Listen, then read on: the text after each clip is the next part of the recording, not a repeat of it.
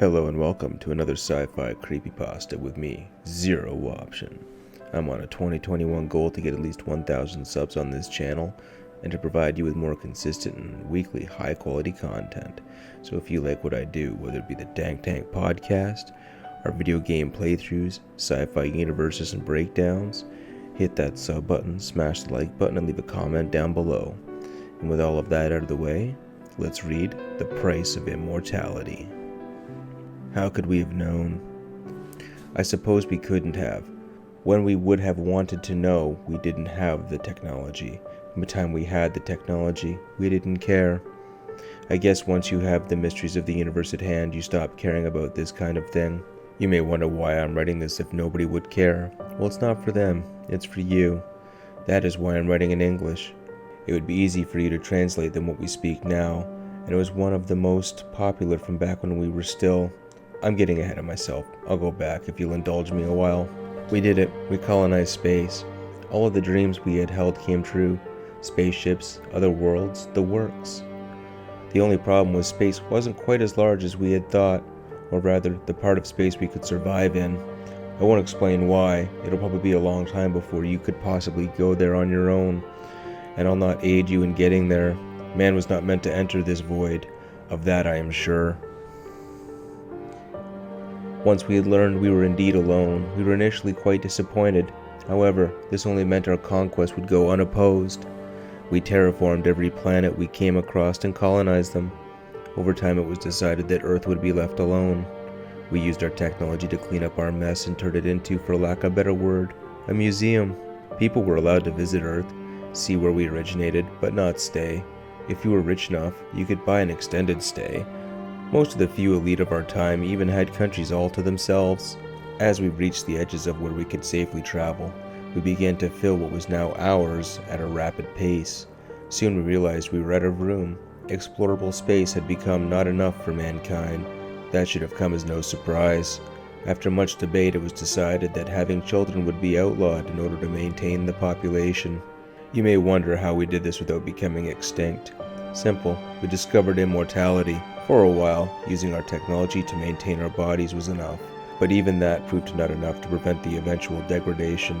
So we devised a way of transmitting ourselves into clones of our bodies.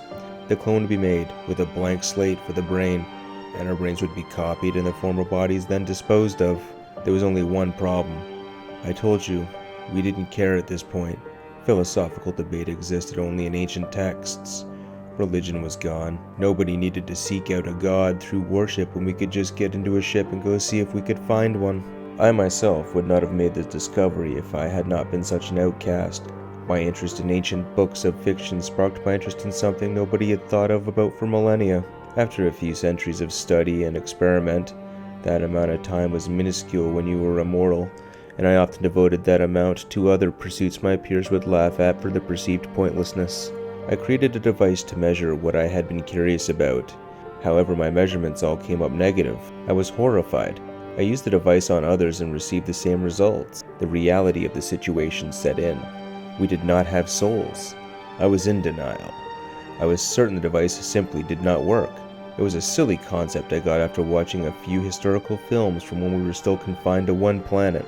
However, my heart sank when the device gave a positive reading just as my dog ran by, proving its authenticity. You see, animals were found to be incapable of undergoing the transbodiment procedure the way we could, so they were bred and born just as they always had. No matter how much I tried to convince myself otherwise, the fact remained. Any spirit we had within us left the moment we embraced our transbodiment. I'm sickened when I look in the mirror. I tried entering my hollow chamber for entertainment, but I'm only reminded how little there is different between me and those within that virtual world.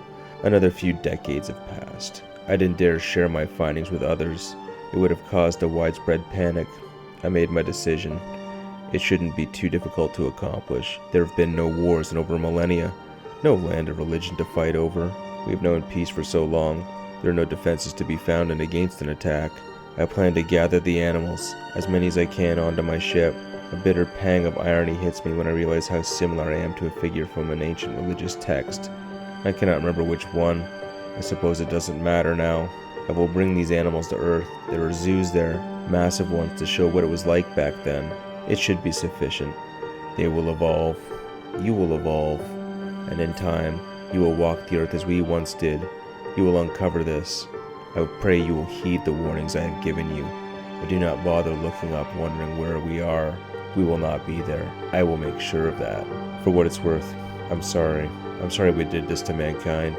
I can only hope, though, you do not make the same mistake.